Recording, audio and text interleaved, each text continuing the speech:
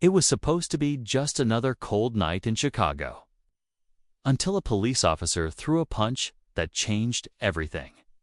What he didn't know, the man he attacked wasn't just homeless. He was a war hero. And when the city's mayor found out, she didn't stay silent. The city never sleeps, especially not in the cold rain of downtown Chicago. Under the dull flicker of a neon diner sign sat a man named Ray Parker. His coat was old, his hands wrapped around a paper cup filled with a few coins. People passed without looking, the way cities train their eyes to ignore pain. A police cruiser slowed near the curb. Two officers stepped out, one younger, quiet, and hesitant. The other, older, built like authority and wearing arrogance like a badge of honor. The older cop shouted at Ray to move, to disappear from the clean sidewalks that made the city look civilized. But Ray didn't move. He had nowhere else to go. He wasn't loud. He wasn't drunk. He simply said he'd sit for a few minutes to get warm. But to the officer, that sounded like defiance. The world has a cruel way of confusing dignity with disrespect. The officer grew louder, pushing Ray's shoulder, shouting for him to get up. When he still didn't. The man's patience snapped like glass under pressure. He swung his fist, fast and careless. The blow hit Ray's face and dropped him to the wet concrete. The sound stopped the street. People froze. One woman gasped. A man across the road lifted his phone and began to record. Rain mixed with the blood dripping from Ray's lip. The older officer adjusted his jacket and muttered something about teaching respect, then ordered his partner back to the cruiser. The two drove away, leaving behind a trembling man, a broken cup, and a moment the internet would never forget. Within an hour, the video hit social media. By morning, it had become a storm. By sunrise, Chicago had a new headline: Police officer punches homeless veteran on camera. The city erupted in anger. Talk shows, podcasts, morning news, everyone wanted answers. The video was clear. A man in uniform had struck a homeless veteran who hadn't even raised his voice.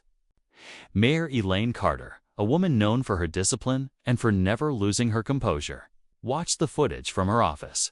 She didn't say a word for a long time. On the screen, Ray's blood mixed with a puddle at his feet. She saw not a vagrant, but a soldier. Someone who had once stood for the same flag that now looked away from him. She made one phone call, not to the police chief, not to her media team, but to the Veterans Affairs office. She wanted to know who Ray Parker really was. Within the hour, his file landed on her desk. Army 101st Airborne Division. 2 tours in Afghanistan, Purple Heart, Medal of Valor. When she finally met the officer responsible, there were no cameras, no headlines, just silence. The officer sat with folded arms, smirking, saying it was overblown, that the man was just another bum. The mayor didn't raise her voice. She simply placed Ray's service photo on the table, a young soldier smiling in uniform. That photo said everything she didn't have to. Later that evening, she called a press conference. Reporters packed the room, expecting political talk. What they got instead was moral fire wrapped in calm control.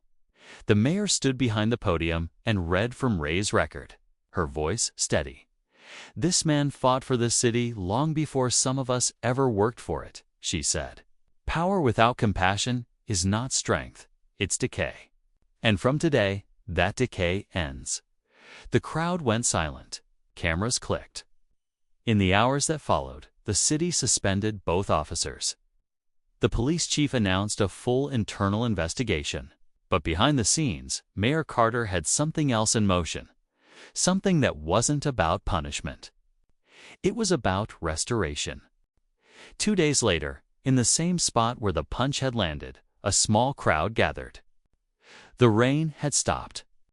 Sunlight warmed the concrete. Reporters, bystanders, and a few veterans stood shoulder to shoulder as the mayor arrived. Ray stood among them, barely recognizable, his wounds healing, his clothes clean. He wasn't used to attention. He didn't want pity. He just wanted peace. The mayor stepped up beside him and addressed the microphones. "Last week," she began, "a man was beaten for simply existing. But today, we stand where it happened to remind this city what respect really looks like." She turned to Ray and handed him an envelope. Inside was an offer of a full-time job with the city's Veterans Housing Program. The crowd clapped.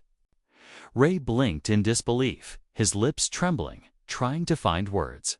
But none came. He didn't need them. His silence spoke louder than any speech could. The mayor placed her hand on his shoulder and said softly enough that only he could hear, "Welcome home, Sergeant." The flash of cameras lit the scene, freezing the moment forever, the fallen soldier standing tall again. When the event ended, people stayed, talking quietly among themselves. Some apologized for walking past men like him on sidewalks. Others promised to do better. That night, Ray sat inside the diner across from the same window where he had once bled. The waitress placed a hot meal in front of him. Outside, the streetlights glowed through clean glass. It wasn't luxury, but it was dignity, and that's something he hadn't felt in years. Later, as he left the diner, he saw a note taped to the door. It read, "To the man who reminded us all what service really means, this table will always be yours." He smiled for the first time in a long time, across town. The mayor stood in her office, watching the city lights flicker below. Her phone buzzed, messages from officials, reporters, citizens. Mose said the same thing. "Thank you for standing up." She turned off the screen, looking out at the skyline. The truth was simple. She hadn't stood up for politics. She had stood up because silence is what makes injustice grow. The video that had started in anger ended in respect. People across the country shared it with the caption, "This is how leadership should look." And Ray Parker, the homeless veteran, the man nobody saw, became the symbol of what happens when the right person finally decides enough is enough.